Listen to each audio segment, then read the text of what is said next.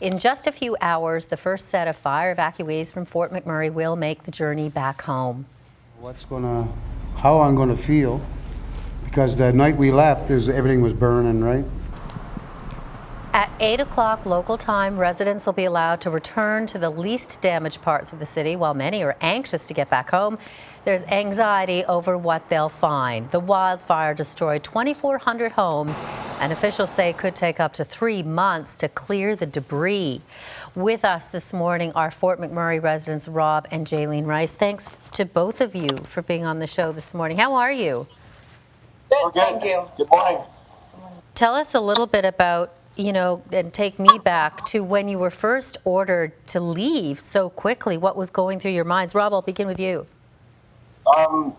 You're just nervous. You're very nervous. I think I called my wife about 3 times to check on her, see what she's doing, and make sure she could get home safe. And then obviously rushed to meet her and make sure our house is okay. And then we were told we got to go and get out of the city.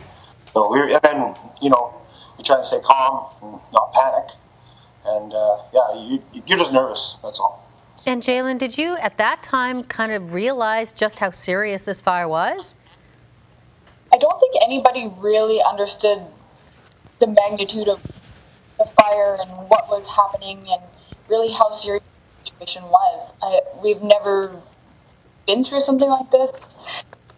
We didn't know what to expect. So I think that was a lot of unknowns. And then when did you find out that your house actually did survive? It was days. Nobody knew really what to expect, or if their house was standing, or how bad the fire was, or...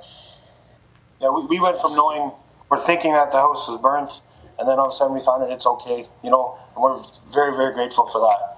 We have a house that's standing. It's amazing. There's a lot of people that do not have homes, and, you feel for those people. And what was it like to return?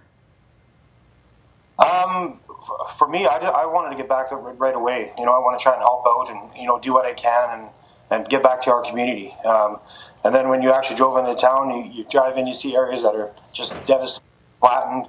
And then surprisingly, you see green grass from where the fires had happened. The grass has grown back already. So it was like you mix emotions, right? You come back and you're like, things are destroyed, things look so bad. And then other areas look great. And you're like, wow, it surprises you that it's so green in some areas and looks so beautiful like it always has. So. And where are you staying now? We were staying at the store. We own a hardware company store. Because we weren't certain of where we should stay or what was safe. That's what was kind of scary coming back, because you didn't know what to expect. Even though you know your house was standing, you don't know if you have smoke damage, if you have water damage. You just don't know. So actually right now we're staying at my parents' house. Their house is safe as well. Their house is fine. And so how are you managing in terms of, because there's a boil water advisory, that kind of thing? Lots of bottled water. When we came up, we loaded up the vehicle and made sure we had lots of supplies. And what's going through your mind in terms of this being the first day they're going to allow, you're a business owner, but now they're going to allow, people to come back in groups and see what's left of their home. What would you've been there now for a couple of days. What would your advice be for these people coming home? Take your time, take your time, look around, take everything in, don't panic. There's lots of people here to help, between firefighters, police, emergency services, the Red Cross, the food bank. There's a lot of people here. If you need help, they'll help you. Like the gas companies, everybody's been amazing since we've been back. And there's so many people here to help you out. It's amazing. When you get here, you'll be impressed. Yeah. And given that there is a lot of help and support, and you certainly sound optimistic in terms of the way forward, do you think the city will recover? 100%. Yeah, for sure. Yeah.